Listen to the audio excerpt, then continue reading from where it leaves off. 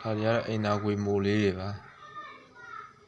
2ပေခွဲကနေ3ပေခွဲထိလိုချင်တဲ့ size ပါအမြင့်ကတော့16 18ဒါတွေကရိုးရိုးတွေကော်လန်ရိုးရိုးဆိုတာကော်လန်မပါတာရိုးရိုးပါဒါကတော့3ပေပိုက်တွေတပေပိုက်ကနေ3ပေပိုက်6လက်မပိုက်တွေကနေ3ပေပိုက်ထိပေါ့3ပေပိုက်ဆိုအမြင့်5ပေတပေခွဲဆိုလို့ရှိရင်တော့အမြင့်6ပေပေါ့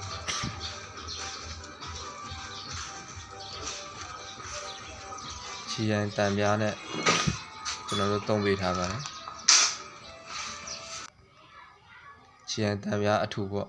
ဘေးကတော့ solid ချောင်းနဲ့တန် solid ချောင်းတွေပေါ့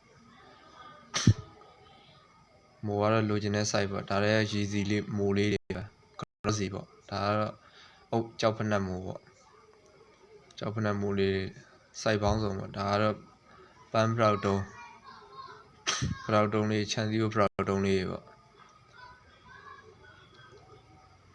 ရုပ်ထွက်ကလေးလည်းလှပါတယ်ဒါ